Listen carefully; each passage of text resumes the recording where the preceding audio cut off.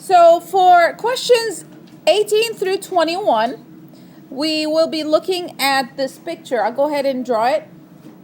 It has a box with two forces on it. You guys one on the these, right and one on the left. Okay?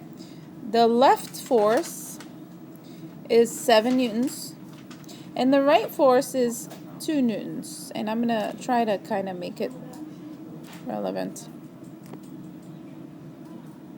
2 newtons. And then I have another block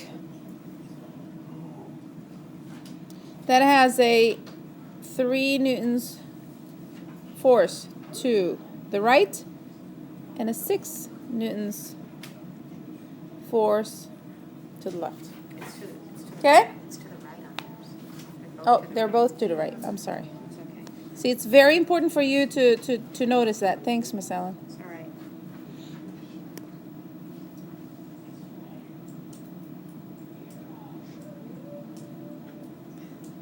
Okay.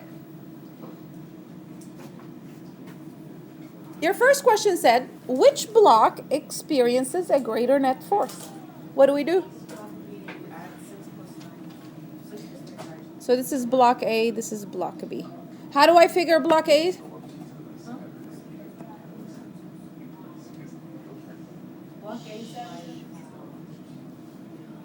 Block A is yours? Is 5. How did you get the number 5? So we said 7 newtons minus 2 newtons is equal to 5 newtons to which direction? Left. So this block will be moving to the left. What about block B? Notice the arrows are going in the same direction, therefore you add them. 6 newtons plus 3 newtons. This block will be moving at 9 newtons to the right.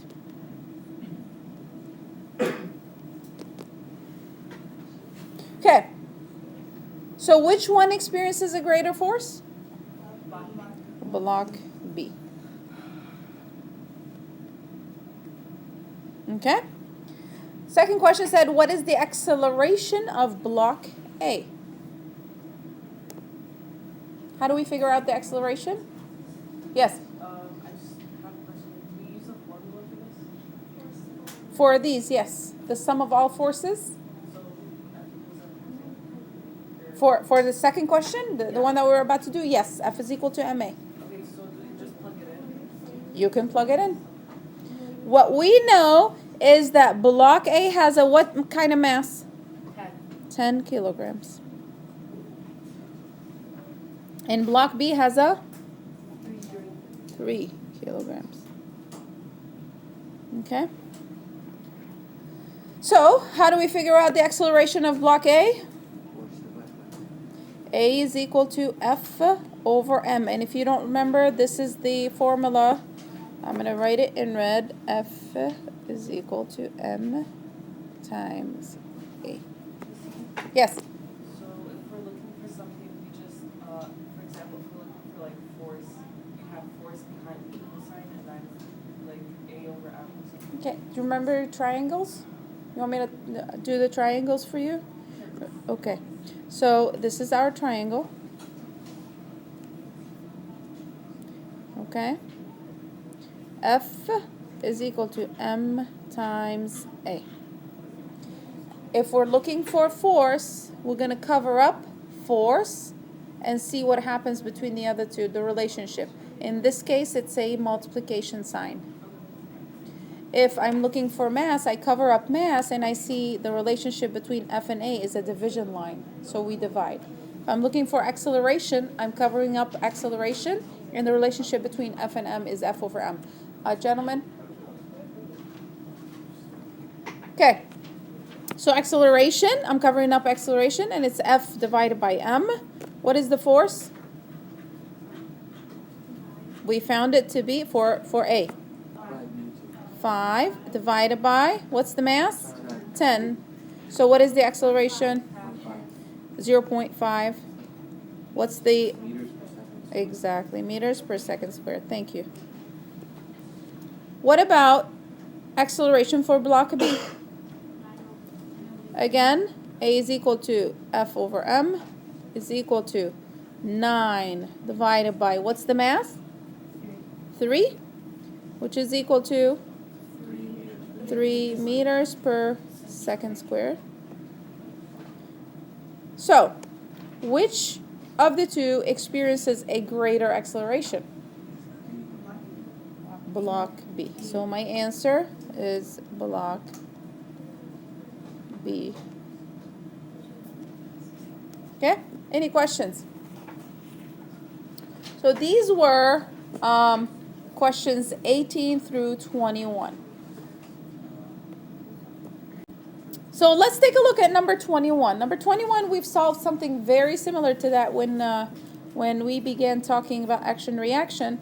And we said a father whose mass is 80 kilograms. So I'm going to go ahead and write up the mass of the father, 80 kilograms. Okay? And his young son, whose mass is 25 kilograms, so the mass of the son,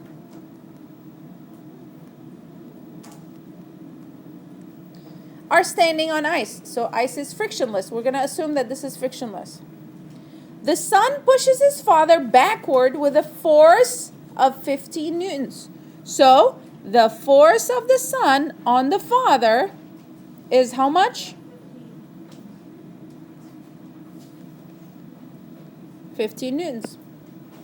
What will the father's acceleration be? And what will the son's acceleration be? So we need the acceleration of the son and the acceleration of the father. What else are we missing? The force of the father, right? Okay. So what's the easiest way to find this?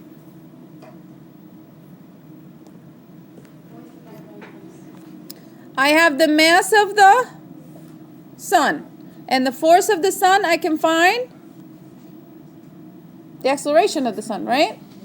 Okay. So the acceleration of the sun is equal to what?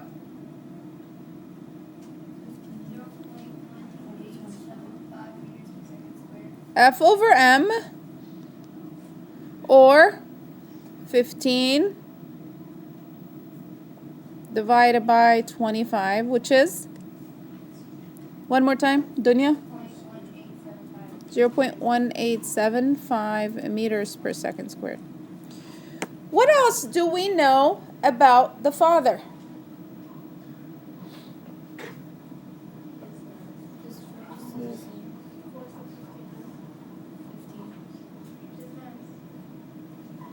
Okay.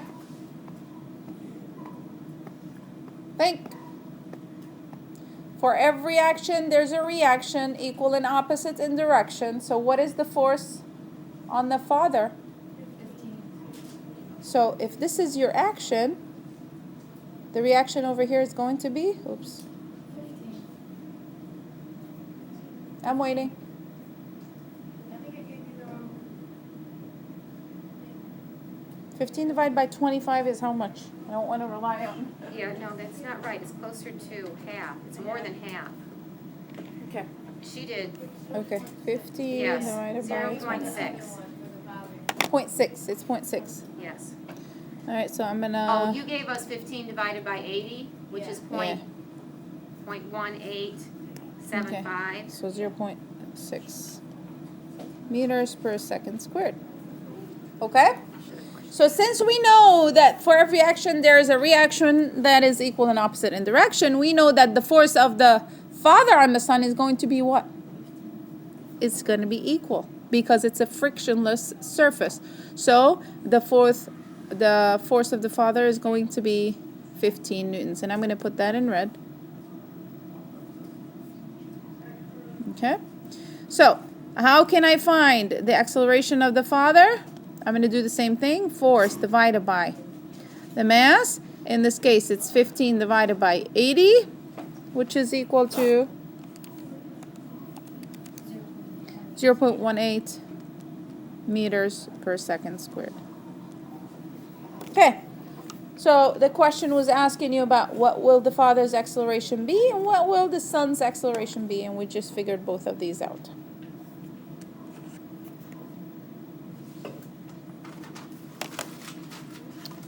All right. For the following, for questions number 23 through 27, we will be working on the following problem. It says, on a dare, you and your friend climb a water tower. Your friend makes it 20 meters up, and he throws his 1 kilogram shoes off the water tower at 20 meters per second. So let's go ahead and write these down. We have the height of your friend is equal to 20 meters. Okay? What else? Your friend's shoes has, so the mass of a friend's shoes is equal to 1 kilograms. What else do we have? We have the acceleration of the friend's shoes. Is that the speed or the acceleration? Because It's the meters per speed, I'm second sorry. squared. It's the speed of the friend's shoes. Thank you. Trying to pay attention. The speed of your friend's shoes is equal to 20 meters per second. Then you climb to the top of the water tower, and you climb at a height of 35 meters per second, or 35 meters, sorry. And then you throw your 2 kilogram boots, your mass of your shoes or your boots is equal to 2 kilograms. And your boots make it at a speed of 7 meters per second. Your first question is, what is the potential energy of the shoe? Not the boots, because these are for the boots, right? So potential energy of the shoe, how do we get that?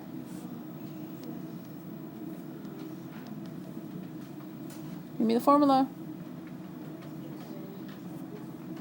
Yallah. Okay, what's the mass? What's the gravity? We're gonna go ahead and use 10. It does? On the other sheet. Okay, but not this one. So what's the height? 20. So 20 times 10 times 1 is equal to? Come on. 20 times 10. 200. What is the unit? Joules. Awesome. Okay. Next question. What is the potential energy of the boot? Again, mass times 10 times 35.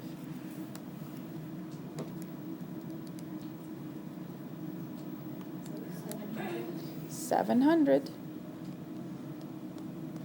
joules. Okay?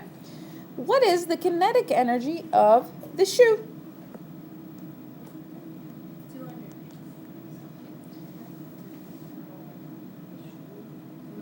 Kinetic energy is equal to half mv squared. Do we have v? Yes, we do. Okay? Yes. I thought that potential energy was supposed to be the same as kinetic energy. No. Potential energy is how much energy you gather based on the height. Okay? So, at the highest point when you throw your shoes, since in this case we have the velocity, okay, we can figure out what the kinetic energy is by the time this shoe started moving, because it was given an initial speed. Total energy is equal to total energy is equal to potential energy minus kinetic energy. You're thinking about the situation of the roller coaster. And the roller coaster transformation is complete when it goes from all the way to the top to all the way down on the bottom. You're forgetting the actual formula that says total energy is equal to kinetic, potential minus kinetic. Okay, so that's a different situation, completely different situation.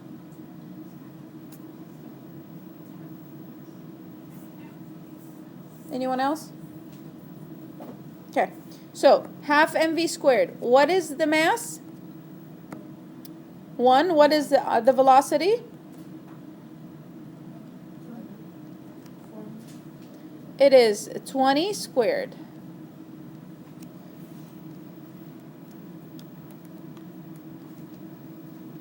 Which is 400. And half of that is 200. 200. Okay, so the kinetic energy is equal to 200 joules. So what are we looking at right here?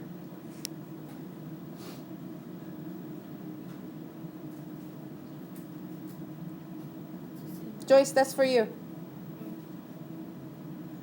What are we looking at? Based on the potential energy and the speed given, we have the same amount of kinetic energy or the same amount of work done. Okay? All right. Next question is, what is the kinetic energy of the boot?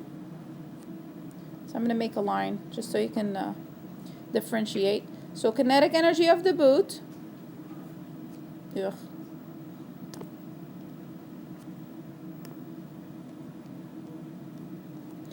half. What is the mass? 2. What is the velocity? 7 squared. 7 squared.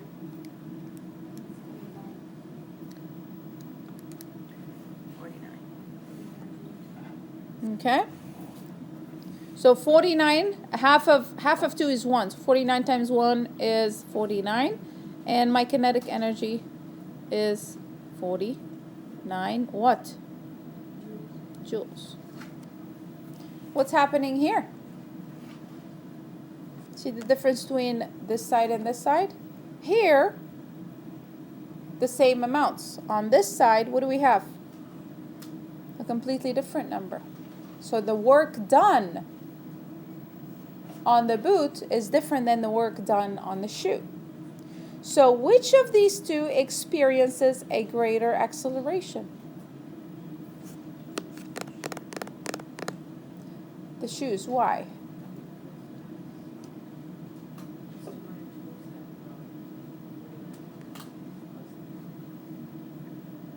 I can't hear you.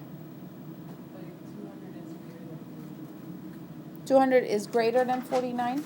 So the force, you're talking about the energy that we started off over here of 200 joules was all transformed into work. Yet the energy in the boots, only 49 of it was transformed into work.